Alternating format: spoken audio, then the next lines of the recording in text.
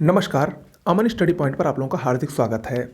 पिछले एक वर्ष के करंट अफेयर्सों का रिवीजन चल रहा है और आज उसका अगला वीडियो है। पिछले एक वर्ष में जो कुछ महत्वपूर्ण करंट अफेयर्स की घटनाएं हुई हैं उससे जो उसमें सबसे महत्वपूर्ण तथ्य हैं जो आगामी सभी परीक्षाओं के लिए बहुत ही महत्वपूर्ण हैं वो आप लोगों के सामने मैं ला रहा हूं। तो आइए बिना देर के हुए शुरुआत करते हैं।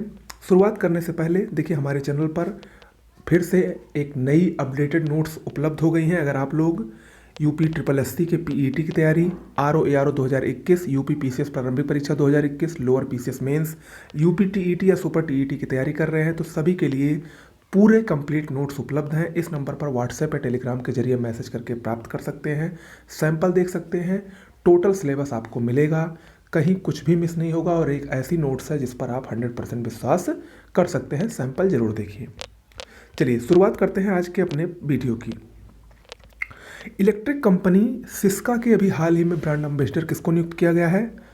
फिल्म अभिनेता राजकुमार राव को। अगला है बच्चों के लिए विश्व की पहली टॉम लाइब्रेरी की शुरुआत कहाँ हुई है? पश्चिम बंगाल में। नमामि गंगे परियोजना के नए ब्रांड एम्बेसडर कौन बनाए गए हैं? चाचा चौधरी। इनका कॉमिक्स आप में से लगभग सभी लोगों ने पढ़ा होगा, बहुत ही फेमस है चाचा चौधरी। वो नमामि गंगे परियोजना के नए ब्रांड एम्बेसडर बनाए गए हैं। अगला शुक्र मिशन हाल ही में चर्चा में रहा, ये इसरो द्वारा यानी भारतीय अंतरिक्ष अनुसंधान संगठन द्वारा 2025 में इसको लॉन्च किया जाएगा और इसको लॉन्च करने के लिए इसरो ने फ्रांसीसी अंतरिक्ष एजेंसी CNES के साथ समझौता किया है। तो सबसे पहला क्वेश्चन तो इससे यही आ सकता है कि शुक्र मिशन कब लॉन्च होगा? तो 2025 में, याद रखिएगा। अगला है भारत द्वारा मालदीव में 100 बेड वाला कैंसर अस्पताल व क्रिकेट स्टेडियम के निर्माण की घोषणा की गई है। मोस्ट इंपॉर्टेंट है प्रश्न। देखिए ऐसे पूछता है अभी हाल ही में भारत ने किस देश में कैंसर अस्पताल या क्रिकेट स्टेडियम के निर्माण की घोषणा की है? तो मालदीव में। अगला है खुशी चिंदालिया, ये गुजरात की 17 वर्षीय छात्रा हैं। इनको संयुक्त राष्ट्र पर्यावरण कार्यक्रम द्वारा क्षेत्रीय राजदूत यानी भारत का क्षेत्रीय राजदूत नियुक्त किया गया है। इंपॉर्टेंट है, 17 वर्षीय छात्रा है गुजरात की खुशी चिंदालिया। अगला है राफेल विमान की पहली महिला पायलट कौन बनी? वाराणसी की शिवांगी सिंह। मोस्ट इंपॉर्टेंट है क्योंकि यूपी से स्पेशल है, ये यूपी से रिलेटेड है। शिवांगी सिंह वाराणसी की रहने वाली हैं। ये राफेल विमान की पहली महिला पायलट, राफेल विमान को उड़ाने वाली पहली महिला पायलट बनी है। घर तक फाइबर योजना ये बिहार में चल रही है। पहला विश्व सौर प्रौद्योगिकी शिखर सम्मेलन 2020 कहाँ पर हुआ? भारत में। इंपॉर्टेंट है। अगला है इंटरनेशनल एयर ट्रांसपोर्ट एसोसिएशन के अनुसार विश्व का सबसे कनेक्टेड शहर कौन सा है? चीन का संघाई। अगला है कैम्ब्रिज डिक्शनरी का वर्ड ऑफ द ईयर 2020 कौन सा है? 2020 का word of the year quarantine को घोषित किया गया है। क्वारंटाइन जो कि कोरोना से संबंधित है, आप लोगों ने इसको जरूर सुना होगा। तो उसी को कैम्ब्रिज डिक्शनरी ने वर्ड ऑफ द ईयर 2020 घोषित किया है। अगला है सितवे बंदरगाह, ये म्यांमार में स्थित है और इसको भारत द्वारा विकसित किया जा रहा है, चर्चा में है, इंपॉर्टेंट है। विश्व एड्स दिवस 1 दिसंबर को मनाया गया। इसकी थीम थी ग्लोबल सॉलिडेरिटी शेयर्ड रिस्पॉन्सिबिलिटी। अगला है नवंबर 2020 में जारी BBC द्वारा विश्व की 100 सबसे प्रभावशाली महिलाओं में 4 भारतीयों को भी शामिल किया गया है। वो 4 भारतीय महिला कौन कौन सी हैं? विल्किंस दादी, ईसाई वानी, मानसी जोशी और रिद्धिमा पांडे। ये 4 महिलाएं BBC द्वारा विश्व की 100 सबसे प्रभावशाली महिलाओं में शामिल हैं। अगला है एशियन शिखर सम्मेलन 2023, ये कहाँ पर होगा? इंडोनेशिया में होगा। अंतर्राष्ट्रीय इंटरनेट दिवस 29 अक्टूबर 2020 को मनाया गया, इंपॉर्टेंट है। अगला है अभी हाल ही में जापान द्वारा 2050 तक शून्य कार्बन उत्सर्जन को प्राप्त करने का लक्ष्य रखा गया है, इंपॉर्टेंट है। अगला है खाद्य और कृषि संगठन यानी FAO की 75वीं वर्षगांठ पर 75 रुपये का सिक्का जारी करने वाला कौन सा देश? भारत है। ओके। विश्व आर्थिक मंच यानी WEF वर्ल्ड इकोनॉमिक फोरम की 2021 की बैठक कहाँ पर होगी? स्विट्जरलैंड के ल्यूसर्न में। देखिए जो WEF की प्रत्येक वर्ष की बैठक होती है वो हमेशा स्विट्जरलैंड के दावोस में होती है, लेकिन इस बार कोविड-19 की वजह से दावोस की जगह ल्यूसर्न में ये बैठक होने जा रही है, इंपॉर्टेंट है। आगे बढ़ते हैं। भारत की पहली NPNT यानी no permission no take off drone उड़ान किसके द्वारा संपन्न हुई?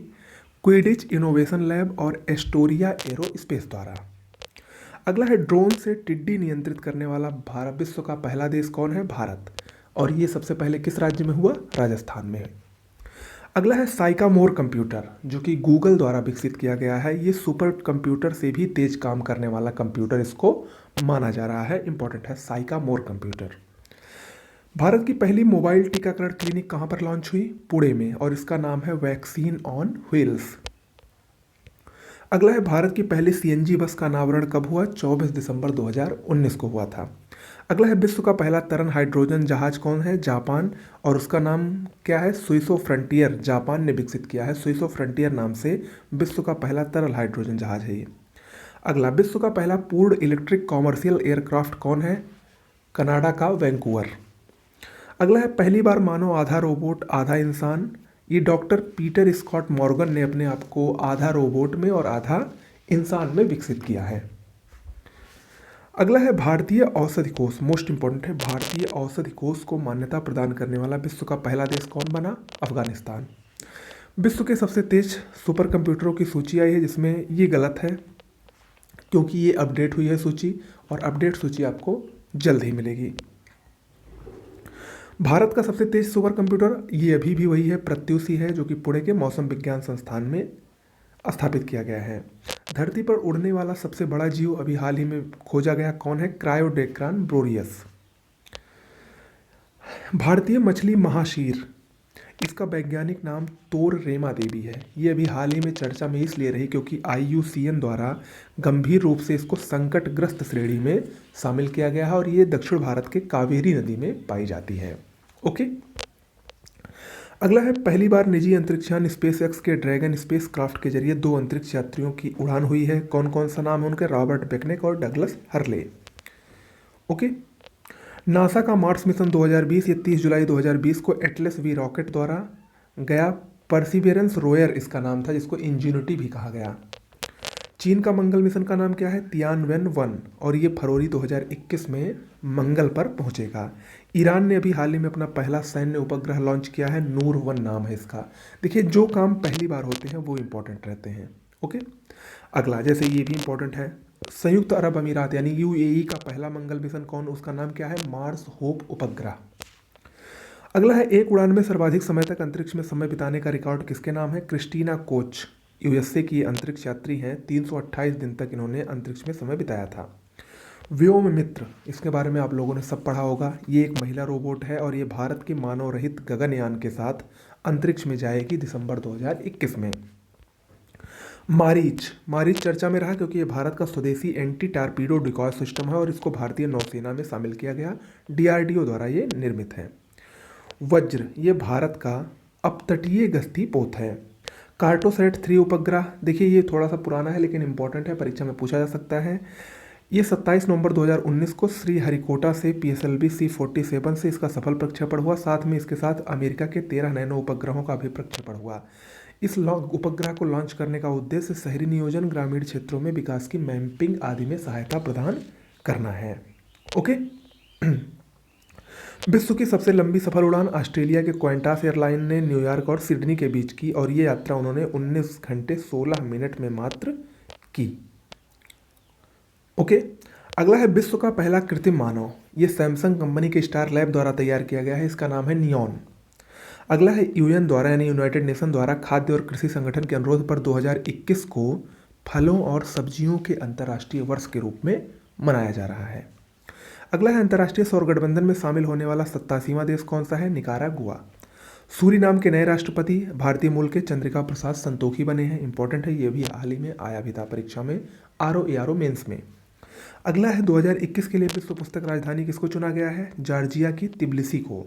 और 2020 में मलेशिया की राजधानी कुआलालंपुर को राजधानी चुना गया था, जबकि अब 2021 के लिए जॉर्जिया की तिब्लिसी है विश्व पुस्तक राजधानी।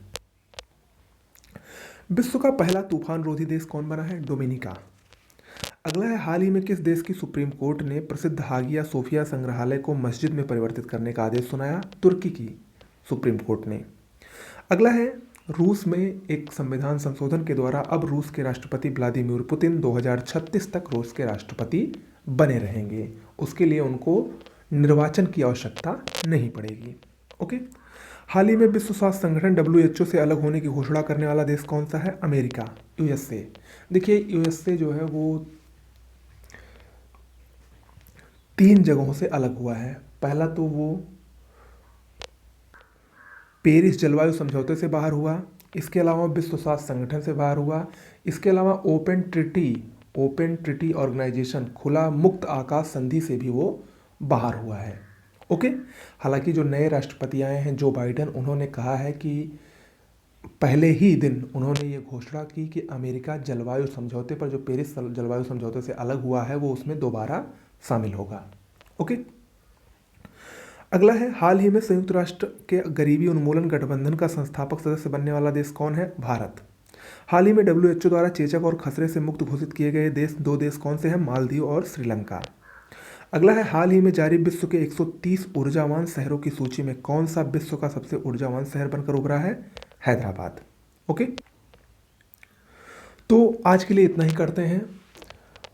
कैसा लगा वीडियो ज़रूर बताइएगा। इसके अलावा जल्द ही ARO 2021 के लिए बैच प्रारंभ होने वाला है प्री परीक्षा के लिए।